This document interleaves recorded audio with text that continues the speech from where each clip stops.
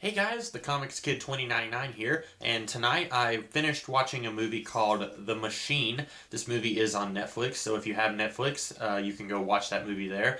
This movie stars Katie Watts from Arrow, and she's actually the only actress that I was familiar with from this movie. I didn't know any of the others. There's another guy. He reminds me a lot of the guy who played Halo from Battlestar Galactica, but it's not him. He's a British guy, and I don't know his name, but he's a pretty good actor. So I wish that I knew his name right off the top of my head so that I could give him some props. But this movie is a very unusual movie. It kind of, at first, I kind of thought it was a made-for-TV type movie where it's made fairly cheaply and it's just kind of churned out, but it's not really a big budget thing. I definitely did not hear about this when it came out. I'm not even sure when it came out, if it's a newish kind of movie or if it just kind of popped up on Netflix because Katie Watts is a little bit more well known now thanks to Arrow. I'm not really sure if it was made like 5 years ago and then they just kind of put it up there thanks to Arrow.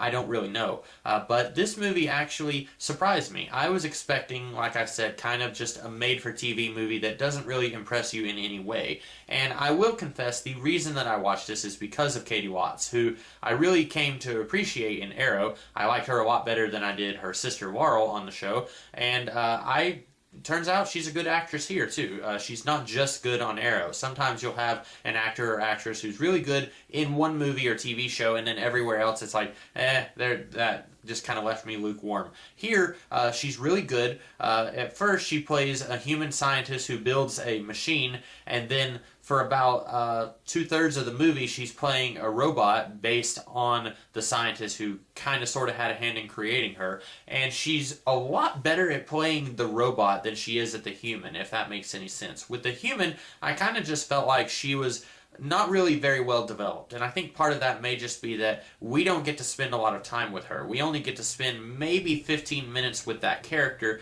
before, spoiler, she's killed off. And then we get to spend a lot more time with the robot that's physically based on her. And also, I would say the fact that I don't think that character was very well written. So she's not in the movie a whole lot, and I don't think that character was very well written. And those two things really combine to make the human character not a character that I really cared to see more of on screen. But then the robot, I think that she did a really good job playing that character on screen. And this movie, it's really hard for me to describe it. I kind of want to say it feels like it's sort of a Terminator Matrix kind of movie. It feels like it's definitely exploring some of those ideas of robots rising and kind of rebelling against humanity. It doesn't actually show the rise against humanity. And you know, with the Terminator movies, you have the future scenes where the rise against humanity has already happened and it has already been going on for a while. And then you've got the stuff set in the present day where they're trying to prevent the rise against humanity. And then in Matrix, it's already happened. So in those movies, they conveniently just skip around all of that stuff, while this movie actually shows that stuff kind of happening. And so, in a lot of ways, if you're really interested in the mythology of the Matrix or the Terminator movies and you want to see more stuff like that, I would suggest The Machine, because it's showing a lot of that stuff, but it's not skipping forward to the war with the machines or skipping past the war with the machines where humanity has lost. This is showing it from the beginning, and in fact, we don't really know if the machines are even going to go to war with humanity. All we know, according to the main guy, we know that these machines, these thinking machines that are very human in the way that they think, they are the future, according to this guy. But we don't actually know if that means that they are actively going to replace humanity or if they are just going to proliferate and reproduce, create more like them, and eventually humanity is just going to fall by the wayside. We don't really know if there's actually going to be a war or what, but I really like the themes of this movie, and I will say it doesn't exactly go in a way that I thought it would, and that's partly because we see this one part early in the movie where this one machine, she's not actually a machine, I don't think. I'm pretty sure you've got two different kinds of people. You've got people who they were damaged in some way in war, like this one guy, he was brain damaged and was like missing a chunk of his head, and then they put these bionic implants in these people, and then we are led to believe that they can't speak, but actually we see them communicating in like robot language or something like that, and these people are up to something. I don't know what, because at one point very early in the movie, what I assumed to be was their leader, she's actually sort of a secretary to the main guy who's in charge of the military complex in this movie. She like burns one of these other people alive, and we don't know why. And that scene, I feel like, was a little bit of a cheat, because throughout the rest of the movie, I was thinking, okay, she's going to be our big bad guy. She's going to kind of end up being the big villain that they have to fight in the rest of the movie. Well, then, about 10 minutes before the end of the movie, she ends up being a good guy who's helping our heroes kind of fight against the real bad guy, who is the guy who's in charge of this military complex. I really would have liked to have known what's the deal with this lady burning one of these people alive. Why is she doing it? And what are they up to throughout the entire movie? Because we see many scenes where these guys are like chatting amongst themselves and they're planning something, but we don't actually get to see what it is. Is it that we would have seen like the rise against humanity if they hadn't encountered this thinking machine who is more advanced than they are? I don't know.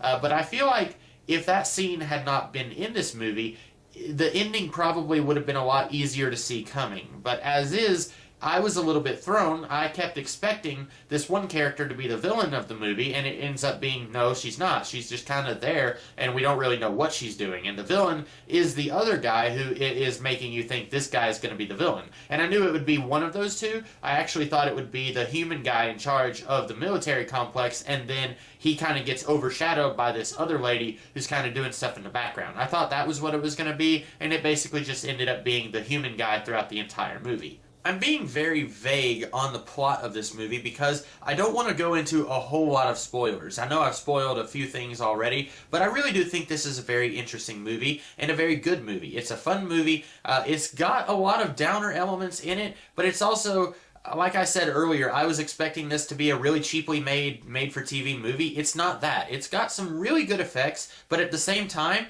this didn't look like a very expensive movie. It looks like they were able to take what budget they had and use it very wisely. They didn't just blow it all on these really awesome looking scenes and then the rest of the movie looks really bad. They took the budget they had and they used it well. And so the scenes that do require some special effects, they look really good.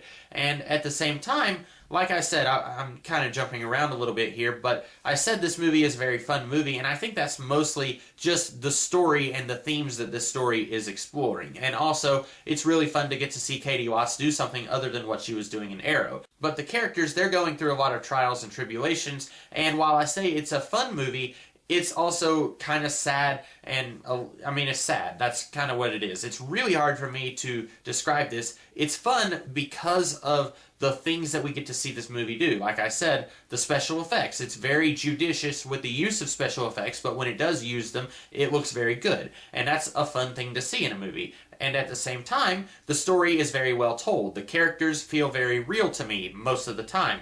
And then, on the other hand, it's also kind of a downer of a movie. So it's really hard to describe what I mean by it's fun, but it's also sad. I highly recommend seeing this movie. I think it's very good. I am very glad that I took the time to watch it. I saw it on Netflix, and I had seen on Katie Watts' Facebook page that she was talking about it, and so I was thinking, that kind of looks weird. And then I saw it tonight, and I was like, you know what, I've got some time, I'm going to watch this movie. So I would highly recommend that you guys do the same. Go watch this movie in one way or another. If you have Netflix, go watch it there. And that's all I have to say about this movie. So I hope that you guys enjoyed this review, and if you saw the movie, I hope that you enjoyed the movie as well. And if you haven't seen it, I hope that you will go watch it, and I hope that you do enjoy it. And that's all I have to say in this video, so I will talk to you guys later in the week with a different video. Until then, I'll see you guys later. Have a great day.